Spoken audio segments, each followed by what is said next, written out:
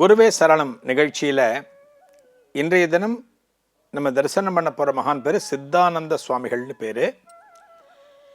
இவருடைய ஜீவ சமாதி கோயில் எங்கே இருக்குன்னா பாண்டிச்சேரியில் கருவடி குப்பம் அப்படிங்கிற இடத்துல இந்த ஈசிஆர் ரோட்டில் இருக்குது. இந்த இடம் இருக்குது. இங்கே தான் இவருடைய சமாதி இருக்குது. இந்த சித்தானந்த சுவாமிகள் பிறந்தது கடலூர் மாவட்டத்தில் வண்டிப்பாளையம் அப்படிங்கிற இடத்துல. இவருடைய காலம் 18ஆம் நூற்றாண்டு. பாருங்க, எவ்வளோ ஆண்டுகளுக்கு முன்னாடி அவதாரம் பண்ணியிருக்கார் பாருங்க. இந்த பாண்டிச்சேரியில் பார்த்தோம் அப்படின்னா நிறைய சித்தர்களது ஜீவ சமாதிகள் காணப்படுகின்றன. பாண்டிச்சேரியில் நிறைய மகான்களது சமாதிகள் உண்டு. அதில் பல மகான்களை நம்ம பார்த்துருக்கோம், இந்த நிகழ்ச்சியிலே பார்த்துருக்கோம். அங்கே இருக்கிற மகான் தான் சித்தானந்த சுவாமிகள். இவர் கடலூரில் பிறந்தார். அதாவது பிறந்த உடனே இவருக்கு பக்தி மேலே ஒரு நாட்டம் ஏற்பட்டு இறை பக்தியில் அந்த அளவுக்கு ஒரு திளைச்சிருக்க. யார்? சித்தானந்த சுவாமிகள். சித்தானந்தர்னு பேர்.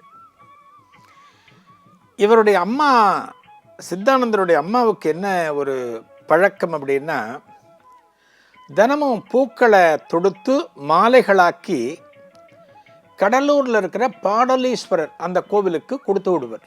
இந்த சுவாமி அணிந்து கொள்வதற்கு மலர் மாலைகள். இந்த மலர் மாலைகளை இந்த அம்மா தயார் பண்ணி மாலைகளாக கட்டி முடித்த பிறகு இதை யார்கிட்ட கொடுத்து அனுப்புவோன்னா சித்தானந்தர்கிட்ட கொடுத்து அனுப்புவார். இதை கொண்டு போய் கோவிலில் சேர்த்துடு, அங்கே இருக்கிற அர்ச்சகர்கிட்ட கொடுத்துடு அப்படின்னு கொடுப்பாங்க இந்த மாலையை. இந்த சிறுவனான சித்தானந்தன் இந்த மாலை எடுத்துட்டு கோவிலுக்கு பாடலீஸ்வரர் கோவிலுக்கு அங்கே இருக்கிற அர்ச்சகரை பார்த்து இந்த மாலையை கொடுத்துடுவார். இது வழக்கம். இது ஒரு நாள் அது போல் இவங்க அம்மா மாலை தொடுத்து இந்த சித்தானந்தர்கிட்ட கொடுத்துருக்காங்க. சித்தானந்தர் அந்த மாலையை எடுத்துட்டு பாடலீஸ்வரர் கோவிலுக்கு வந்துட்டுருக்கு. திடீர்னு மழை, ஏதோ தூறல் மாதிரி இருந்தது. சரி நின்னோடும் அப்படின்னு சித்தானந்தர் நினைக்கிறான், அந்த சிறுவன் நினைக்கிறான். ஒரு பெருமழை ஆரம்பித்து போகிற வழியெங்கும் வெள்ளக்காடாக காணப்படுகிறது. இதைத்தான் பேய் மழைன்னு சொல்லுவோம்.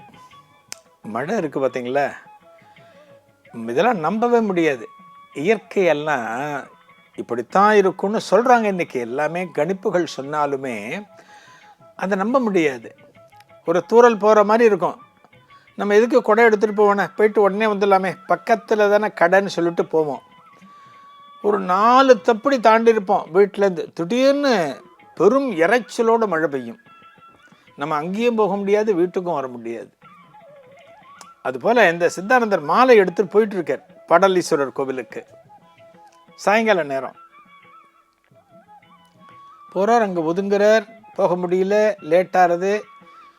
கோவிலுக்கு அப்படி இப்படி போய் சேருகிற போது இருட்டியாச்சு. கோவில் கதவு பூட்டப்பட்டிருக்கு. கோவிலுக்கு பூஜை பண்ணுற அர்ச்சகர் இந்த மாலை சேராமலே பூஜையை முடிச்சுட்டு கிளம்பிட்டார். கோவில் கதவு பூட்டப்பட்டிருக்கு. இவர் கையில் மாலையை வச்சிட்ருக்கார். இவன் அம்மா கொடுத்து விட்ட மாலை யாருக்கு? பாடலீஸ்வரருக்கு போய் சேர வேண்டியது. இந்த பொருள் பாடலீஸ்வரருக்கு. அதுபடி வீட்டுக்கு எடுத்துகிட்டு வர முடியும்? கோவில் கதவு பூட்டிருக்கு. அதனால் அந்த மாலையை நான் வீட்டுக்கு எடுத்துகிட்டு வந்துட்டேன்னு அம்மா கிட்ட சொல்கிறது அவருக்கு அத்தனை உடன்பாடாக தெரியலை. என்ன பண்ணுறார்? அந்த மாலையை வச்சுட்டு என்ன பண்ணுறார்? கோவிலுக்கு வெளியே இருந்து அந்த பூட்டின கதவை பார்க்குறார். கோவிலுக்குள்ளே இருக்கிற பகவானை மனசுக்குள்ளே பிரார்த்தனை பண்ணுறார். பகவானே, என்ன சோதனை இது? உனக்கு மாலை நான் கொண்டு வந்திருக்கேன், தயாராக கொண்டு வந்திருக்கேன். எங்கள் அம்மா கஷ்டப்பட்டு தொடுத்து கொடுத்துருக்காங்க. நான் சரியான நேரத்தில் தான் புறப்பட்டேன். சரியான எப்பவும் வர்ற வழியில் தான் நான் வந்தேன். முறையான நேரத்துக்கு உனக்கு இந்த மாலை சேர்ந்துருக்கணும். ஆனால் மழை வந்துடுச்சே, ஊரெல்லாம் வெள்ளக்காடாக இருக்கே, நான் நடந்து வர வழிகள்லாம் வெள்ளக்காடாக இருக்கே, நான் எப்படி சேர்க்க முடியும்? கொஞ்சம் தாமதமாயிடுச்சு. ஆனால் தப்பு என் பேரில் கிடையாது, என் பேரில் தப்பு இல்லை. நான் சரியான நேரத்தில் தான் புறப்பட்டேன். இருந்தாலும் இந்த மாலையை உனக்கு இன்னைக்கு அணிவிக்கிறதுக்கு அந்த அர்ச்சகர்கிட்ட கொடுக்க முடியலையேன்னு எனக்கு வருத்தமாக இருக்குது. இந்த மாலையை எடுத்துட்டும் நான் வீட்டுக்கு போக முடியாது, இது உனக்கான மாலை அப்படின்னு சொல்லிட்டு அந்த சித்தானந்தன் சிறுவன் என்ன செய்கிறான்னு தெரியுமா? அந்த பூட்டின கதவு இருக்குது பார்த்தீங்களா, அந்த கதவுலே ஒரு இடத்துல இந்த மாலையை தொங்க விடுறான். இந்த மாலையை தொங்க விட்டுட்டு ஒரு நிமிஷம் கண்ணை மூடி பாடலீஸ்வரரை பிரார்த்தனை பண்ணுறான். பகவானே, உனக்கான மாலை உன்னோட இடத்துல கொண்டு வந்து வச்சுட்டு கதவு பூட்டிருக்கு, நான் என்ன பண்ண முடியும்? அர்ச்சகர் பூஜையை முடிச்சுட்டு போயிட்டாரு, அதனால் எப்படியான இந்த மாலையை நீ எடுத்துக்கணும், நீ உன்னோட திருமேனியில் அணிந்து கொள்ள வேண்டும், உனக்கென்று கொண்டு வரப்பட்ட மாலை இது. இந்த மாலையை வீண் செய்வதற்கு எனக்கும் மனசு வரல, இந்த மாலையை நீ எப்படியேனும் அணிந்து கொள்ள வேண்டும் அப்படின்னு சொல்லிட்டு கடவுளை பிரார்த்தனை பண்ணி ஒரு நமஸ்காரத்தையும் பண்ணி வீட்டுக்கு வந்தாச்சு. யாரு? சித்தானந்தன் வீட்டுக்கு வந்தாச்சு. போச்சு, மழை இன்னைக்கு குறைஞ்சாச்சு. அடுத்த நாள் காலை அந்த கோவில் குருக்கள், அதாவது அர்ச்சகர் தற்செயலாக இந்த சிறுவனை சித்தானந்தனை பார்க்கிறார். கோவிலுக்கு புறப்படுறார் அவர் காலங்கார்த்தால. இந்த சிறுவன் கண்ணுக்கு படுறான் சித்தானந்தன். உடனே இந்த சிறுவனை கூப்பிட்டு, என்னப்பா நேற்றுக்கு நீ மாலையே கொண்டு வரல சிவபெருமானுக்கு, நீ வரவே இல்லை, லேட்டாச்சுன்னு நான் பூஜையை முடிச்சுட்டு பூட்டிட்டு வந்துட்டேன், இறைவனுக்கு மாலையே நேற்று அணிவிக்கலை அப்படிங்கிற. கரெக்டு தானே? குருக்கள் சொல்கிறது, இந்த அர்ச்சகர் சொல்கிறது கரெக்டு. மழை பெஞ்சிருக்கு, இந்த பையனால் வர முடியல, வழியில் மாட்டிக்கிட்டான், அவர் அதுக்குள்ளே பூஜையை முடிச்சு பூட்டிட்டு வந்துட்டார்.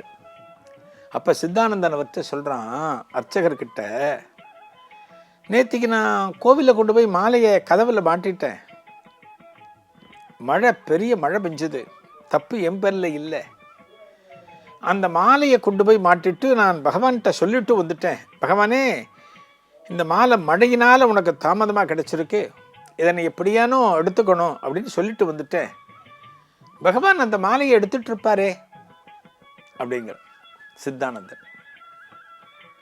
இதுக்கு என்ன பேர் அப்படின்னா நம்பிக்கை அப்படின்னு சொல்லுவோம். பக்தியில் நமக்கு என்ன வேண்டும் அப்படின்னா நம்பிக்கை வேணும்.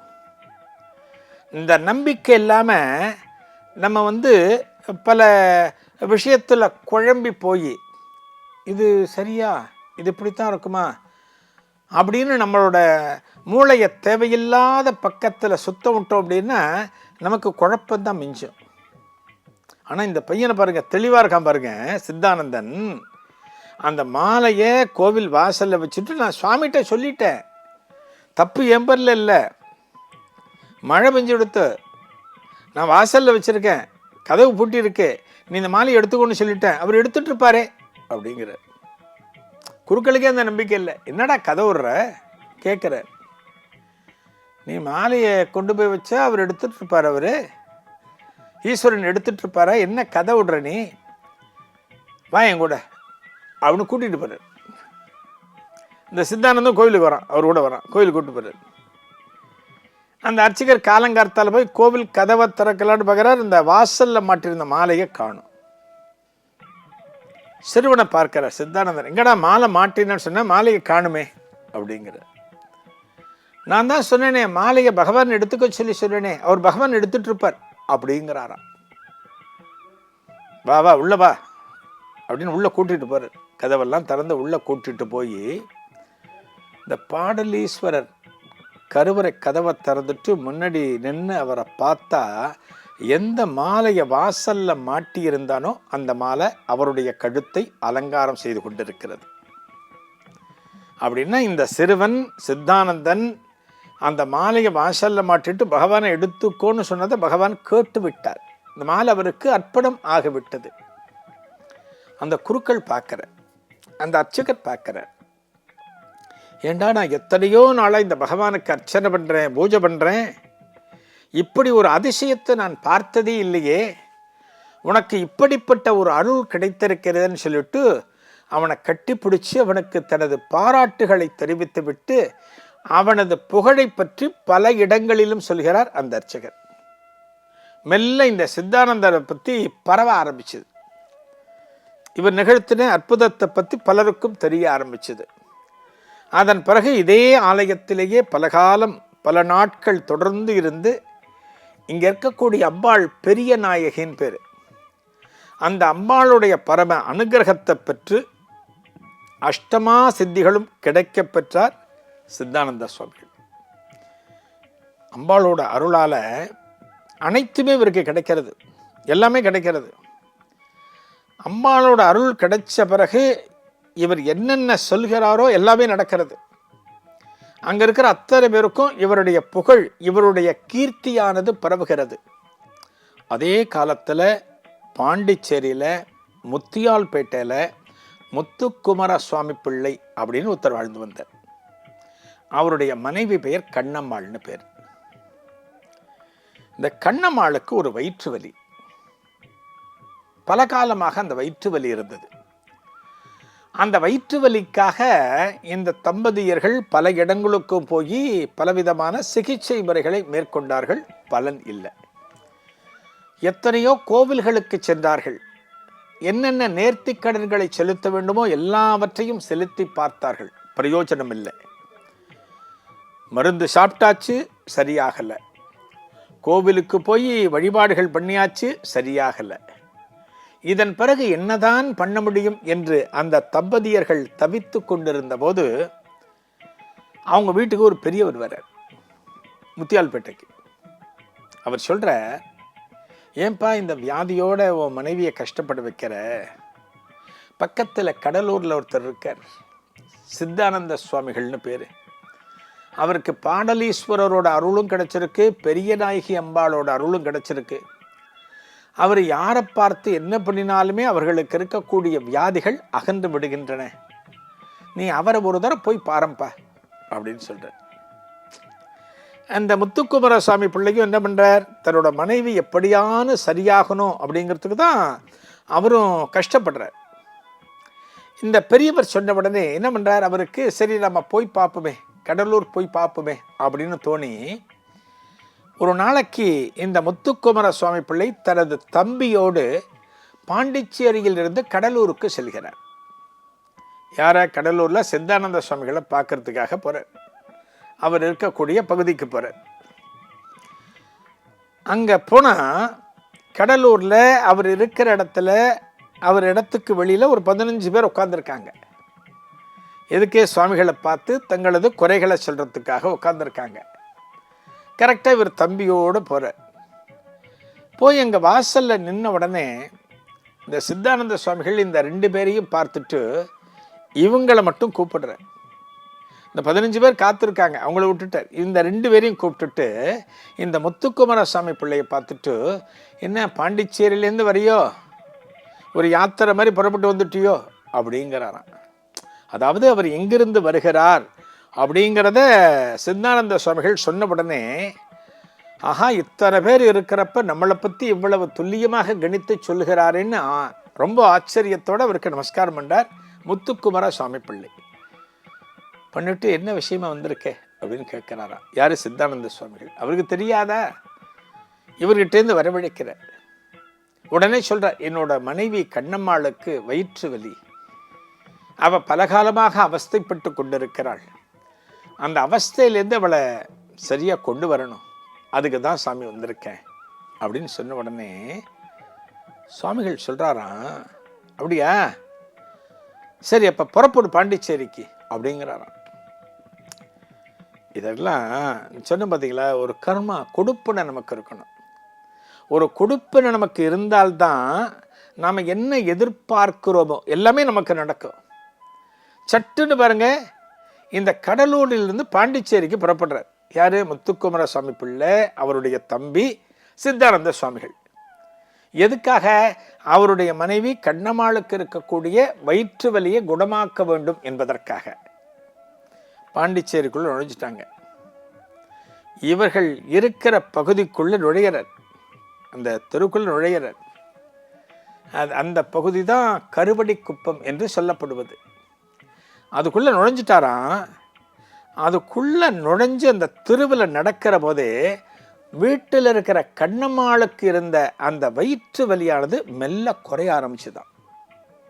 இந்த மகானுடைய திருவடிகள் அந்த பகுதியில் பட்டவுடனே கண்ணம்மாளுக்கு இருந்த வயிற்று வலி குறைய ஆரம்பிக்கிறது. இந்த மகான் வீட்டுக்கு வராராம், கண்ணம்மாளுக்கு இருந்த வயிற்று வலி முற்றிலும் சரியாகி விட்டதா. அதாவது ஒரு மகானுடைய திருவடி பட்டாலே எந்த அளவுக்கு அனுகிரகம் பாருங்க. அவர் கையை வைக்கலை, ஒரு பிரசாதம் கொடுக்கல, ஒரு மூலிகை கொடுக்கல, ஒரு ஆசீர்வாதம் பண்ணல, கிடையாது. காலடி வச்சார் அந்த தெருவில். இந்த அம்மாவுக்கு வயிற்று வலி போச்சு. அப்போ முத்துக்குமர சுவாமி பிள்ளை சொன்னாராம், இந்த சித்தானந்த சுவாமிகளை பார்த்துட்டு, சுவாமிகளை நீங்கள் இங்கேயே தங்கணும், என்னோட இடத்துலே தங்கணும் அப்படிங்கிறாராம். அங்கேயே தங்க ஆரம்பிச்சிட்டார். கடலூரில் இருந்தார். முத்துக்குமர சுவாமி பிள்ளை கூப்பிட்டாருன்னு பாண்டிச்சேரிக்கு வந்தார். பாண்டிச்சேரியில் பர்மனெண்ட்டாக தங்க ஆரம்பித்தார். ஒரு நாளைக்கு கருவடி குப்பத்தில் தன்னோட தோப்புக்கு கூட்டிகிட்டு போகிறார் முத்துக்குமர சுவாமி பிள்ளை. யார்? சித்தானந்த சுவாமிகளை. அந்த தோப்புக்குள்ளே போட உடனே ஒரு இடத்துல சுவாமிகள் அமர்ந்து கொண்டு ஒரு குறிப்பிட்ட இடத்தை காமிச்சு, இது இங்கே தான் உட்கார போகுது அப்படிங்கிறாராம். தன்னோட உடம்பை காமிக்கிறார். இது இந்த இடத்துல தான் உட்கார போகுதுன்னு 3 தடவை சொல்கிறாராம். அப்படின்னா என்ன அர்த்தம்? இந்த உடலானது இந்த இடத்திலே சமாதி கொள்ள போகிறதுன்னு அர்த்தம். எவ்வளோ பெரிய பாக்கியம் பாருங்க இந்த முத்துக்குமர சாமி பிள்ளைக்கு. அவருடைய தோப்புல சமாதி ஆகியிருக்கார் பிற்காலத்தில். அது முன்கூட்டியே சொல்றார். அதை முன்கூட்டியே சொல்றார் சுவாமிகள். இங்கே முத்துக்குமர சாமி பிள்ளையோட இடத்துல தங்கியிருந்து பல இடத்துக்கும் போயிட்டு வர்றார். பலருக்கும் பல வியாதிகளை குணமாக்குறார். குயவர்பாளையம் அப்படின்னு ஒரு இடம் உண்டு. அந்த குயவர்பாளையத்துக்கு போயிட்டு தனக்கு தெரிஞ்ச ஒரு பக்தன் ஒருத்தனை பார்த்துட்டு சுவாமிகள் திரும்பி கொண்டு இருக்கிறார். யார்? முத்துக்குமர சுவாமி பிள்ளையோட இடத்துக்கு சித்தானந்த சுவாமிகள் திரும்பிட்டு இருக்கார். திரும்பி வர்ற வழியில் ஒரு சாராயக்கடை. இந்த சாராயக்கடையில் ஒரு ஆசாமி சாராயம் குடிச்சுட்டு இருக்கான் வெளியில். சுவாமிகள் வருகிற போது சுவாமிகளை பார்க்குறான். யார்? சித்தானந்த சுவாமிகளை. ஆமாம், இந்த சுவாமிகள் நிறைய பேருக்கு வியாதியெல்லாம் குணமாக்குவார், இந்த சுவாமிகள் நல்லவராச்சே, இவரையும் கூப்பிட்டு கொஞ்சம் சாராயம் குடிக்க சொல்லுவோம். அவன் ஏற்கனவே தண்ணியில் இருக்கான், சாராயம் அதிகம் குடிச்சாச்சு. பாருங்க அந்த நேரத்தில் அவனுடைய புத்தி எப்படி வேலை செய்யுது பாருங்க. சில நேரங்களில் நமக்கான சூன்யத்தை நாமளே வச்சுப்போன்னு சொல்லுவாங்க. அது இப்படி தான். அது நமக்கான சூன்யத்தை நாமளே வச்சுக்கிறது, வேற யாரும் தேவையில்லை. இங்கே பாருங்க, இந்த சாராயம் குடிக்கிறவன் தனக்கான சூன்யத்தை தானே வச்சுக்கிறான். சுவாமிகளை சாராயம் குடிக்க கூப்பிடுறான். சுவாமிகளை வாங்க. இல்லைப்பா, இதெல்லாம் நமக்கு பழக்கம் இல்லைப்பா சுவாமிகள் சொல்கிறான். அது என்ன சாமி, பழக்கம் தான் குடிக்கணுமா, வாங்க சாமி அப்படிங்கிறான். அவர் மறுக்கிறார். திரும்பவும் இழுக்காத குறையாக கூப்பிட்டு அவருக்கும் சாராயத்தை கொடுக்கும். சுவாமிகள் வாங்கி குடிக்கிறார். இன்னும் கொடுப்பா அப்படிங்கிறார். கடைக்கார உட்காந்துருக்கா, இந்த சாராய கடைக்கார உட்காந்துட்டு இருக்கார். இவன் குடிக்கிறவன் தான் இவர் இழுத்துருக்கான், சுவாமிகள் இழுத்துருக்கான். கடைக்காரை பார்த்து இன்னும் கொடுப்பா, அவருக்கு இன்னும் கொடுங்குறான். இன்னும் கொடுக்குறான், இன்னும் கொடுக்குறார், இன்னும் கொடுக்குறார். ஒரு பெரிய பீப்பாயில் இருந்த சாராயை முழுக்க கலையெடுத்து யார் குடிச்சிருக்கா? சித்தானந்த சுவாமிகள். குடிச்சு முடிச்சாச்சு. சுவாமிகள் எழுந்திருக்கிறார். ஆனால் ஒன்று கவனிங்க, இவ்வளோ சாராயம் குடித்தா என்ன ஆகும்? இந்த உடம்பு இருக்குமா? ஆனால் சுவாமிகளுக்கு ஒன்றும் இல்லை. இதற்கான அந்த விளைவுகள் முழுக்க எங்கே போச்சுன்னா, இவரை கூப்பிட்டு குடிக்க சொன்னாலே அவனுக்கு போயிடுது. அவன் ஒரு பீப்பா சாராயத்தை குடித்தா எப்படி இருக்கும் அவனுக்கு? உடம்பு எரிஞ்சு, உடம்பு நடுன்னு நடுங்கி நாக்குளறி பேச முடியாமல் தவிக்கிறான். அப்போ இந்த கடைக்காரன் என்ன பண்ணுறாராம், இவரை பற்றி புரிகிறது. ஆஹா, இவன் தப்பாக பண்ணிட்டான்னு சொல்லிட்டு சுவாமிகளோட காலில் விடறான். என்ன, இன்னொரு பீப்பா சாராயத்தை கொடுன்னு சொல்லிட்டு என்ன பண்ணுறது? அதனால் போதுன்னு சொல்லிட்டு, சுவாமிகளே மன்னிச்சுடுங்கோ, அவன் பண்ணின தப்புக்கு நான் மன்னிப்பு கேட்கிறேன் அப்படின்னு அந்த கடைக்காரன் சுவாமிகள் காலில் விழுந்து மன்னிப்பு கேட்டுட்டு சுவாமிகளை அனுப்பிச்சிட்டு நேர இந்த குடித்தா, இவ்வளோ நேரம் குடித்தான் பார்த்தீங்களா, சுவாமிகளை குடிக்கிறதுக்கு கூப்பிட்டான் பார்த்தீங்களா, அவன் வீட்டுக்கு போய் தகவல் சொல்கிறாராம். என்ன தகவல்? ஏம்மா உன் புருஷனை பாருமா, இங்கே கடையில் ஓவராக குடிச்சிட்டு அங்கே போகிற சாமியை பிடிச்சி இழுத்து அவரையும் குடிக்க வச்சு, அவர் குடித்தது மட்டும் இல்லாமல் அவர் குடித்ததோட கெடுபலன் அத்தனையும் இவனுக்கு இவன் உயிருக்கு போராடிட்டு இருக்கான், நீங்கள் உடனே வாங்கம்மான்னு அந்த குடும்பத்தில் இருக்கிற அத்தனை பேரையும் அழைத்து கொண்டு வருகிறார். புருஷனை பார்க்குறாங்க. அந்த அம்மா அப்படியே குத்துயிரும் குறையுருமாக கிடக்கார். எப்போ உயிர் போகும்னு தெரியாமல் இருக்கார். ஆளுக்கால் ஆஸ்பத்திரிக்கு போகலான்னு சொல்கிறாங்க, சிகிச்சை பண்ணலான்னு சொல்கிறாங்க. ஆனால் பாருங்கள், அந்த அம்மா சொல்லுதான், அந்த சாமிகிட்ட அவரை தூக்கிட்டு போகணும் அப்படிங்கிறாங்களாம். உடனே இவனை எல்லாரும் தூக்கிட்டு சாமிகிட்ட போகிறாங்க. யார்? சித்தானந்த சுவாமிகிட்ட. இந்த அம்மா அவருடைய காலில் விழுந்து மாங்கல்ய பிச்சை கேட்குறாங்க. சாமி, எனக்கு மாங்கல்ய பிச்சை கொடுங்க, என் புருஷனை உயிர் பிச்சை கொடுங்க, அவர் தெரியாமல் உங்களை இவ்வளோ பண்ணிட்டார்னு சொன்ன உடனே சுவாமிகள் மன்னித்து அவனை பழைய நிலைக்கு கொண்டு வருகிறாராம். சுவாமிகள் இங்கே ஒரு அன்பர் வீட்டில் சமயத்தில் சாப்பிடுவாராம். எதில் சாப்பிடுவார்னா, ஒரு கருங்கல் மாதிரி ஒன்று இருக்குமா, அம்மி மாதிரியே இருக்குமா, ஒரு ஃப்ளாட்டாக இருக்கும் கருங்கல். அதில் சாப்பாட்டை போட சொல்லிவிட்டு அதுலேருந்து சாப்பிடுவாராம். அந்த அம்மிக்கல்லில் ஒரு பிரசவ காலத்தில் இருக்கிற பெண்கள் அந்த அம்மிக்கல்லில் உட்காந்து எழுந்தாங்கன்னா அவங்களுக்கு பிரசவ வலி ரொம்ப சுகமாக இருக்குமா. அது சுகப்பிரசவம் சொல்கிறோம் இல்லையா, அந்த மாதிரி ஆகுமா. சுவாமிகள் சித்தியானது 1837. இவர் என்ன சொல்லியிருக்கார்? சுவாமிகள் கருவடிக்குப்பத்தில் முத்துக்கோபுர சுவாமி பிள்ளையோட தோட்டத்தில் போய் இது இங்கே தான் அடங்கப் போகுதுன்னு சொன்னார் இல்லையா. சுவாமிகள் சித்தியாவதற்கு 10 நாட்கள் முன்னாடி சொல்கிறார், இன்னிலேருந்து 10வது நாள் நான் சமாதி ஆக போகிறேன், நான் ஏற்கனவே உனக்கு இடத்த காமிச்சிருக்கேன். யார்? முத்துக்குமர சுவாமி பிள்ளைட்டு சொல்கிறார், இடத்த காமிச்சிருக்கேன். அன்னைக்கு எனக்கு அபிஷேகம் பண்ணி ஆரத்தி காமிச்சு என்ன குழியில் இறக்கி சமாதி பண்ணணும் அப்படிங்கிற அந்த குறிப்பிட்ட தினத்தில் சுவாமிகளை உட்காத்தி வச்சு சகல விதமான திரவியங்களால் அவருக்கு அபிஷேகம் நடத்தி ஆரத்தி காண்பித்து எண்ணற்ற பக்தர்கள் சகலவிதமான வழிபாடுகளையும் நடத்திய பிறகு சுவாமிகளை அந்த குழிக்குள்ளே இறக்கி சுவாமிகளுக்கு தனது ஜீவனை நிறுத்த அவருக்கு அங்கே சமாதி பண்ணாங்க. ஒரு சிவலிங்கம் வச்சு சமாதி. சுவாமிகள் அந்த இடத்துல இன்றைக்கும் தன்னை தேடி வருகின்ற பக்தர்களுக்கு அனைத்தையும் அருளி வருகிறார். நமக்கு மகாகவி பாரதியார் தெரியும். மகாகவி பாரதியார்னாலே நமக்கு என்ன சொல்கிறோம், ஒரு எழுச்சி வரும், பேச்சில் ஒரு எழுச்சி, அந்த வார்த்தைகளில் உச்சரிக்கும் போது ஒரு வீரம். அவருடைய பாடல்கள் எல்லாமே அப்படி தான் இருக்கும். மகாகவி பாரதியார் பாண்டிச்சேரியில் பல காலம் வசித்தார்னு நம்ம கேள்விப்பட்டிருக்கோம். அந்த பாண்டிச்சேரியில் வசிக்கிற போது இந்த சித்தானந்த சுவாமிகளது சமாதிக்கு வருவாராம். யார்? பாரதியார். இந்த இடத்தில் அமர்ந்து கொண்டுதான் பல இலக்கிய படைப்புகளை பாரதியார் எழுதியிருக்காராம். அதில் குறிப்பாக பல பாடல்கள் இந்த இடத்துல எழுதினாலுமே அந்த காணி நிலம் வேண்டும், பராசக்தி காணி நிலம் வேண்டும், அதை இந்த இடத்துல தான் மகாகவி பாரதியார் எழுதினாராம். இந்த இடத்துல இருக்கிற ஒரு குளத்திற்கு பாரதி ஞானக்கேணி அப்படின்னு பேர். இந்த இடத்துல இவருடைய இந்த சமாதி கோவிலில் பார்த்தீங்கன்னா பாரதியாருக்கும் ஒரு சின்ன ஒரு சிலை ஒன்று வச்சுருக்காங்க.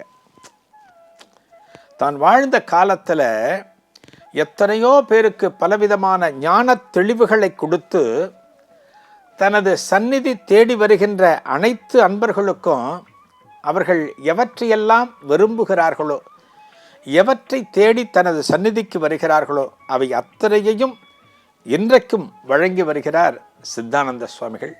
அற்புதமான மகான். பாண்டிச்சேரியில் கருவடிக்குப்பத்தில் ஈசிஆர் சாலையில் இந்த மகானது ஜீவ சமாதி கோவில் காணப்படுகிறது. அந்த மகானது அருள் அனைவருக்கும் கிடைக்க வேண்டும் என்று இந்த வேளையில் பிரார்த்தித்துக் கொள்கிறேன்.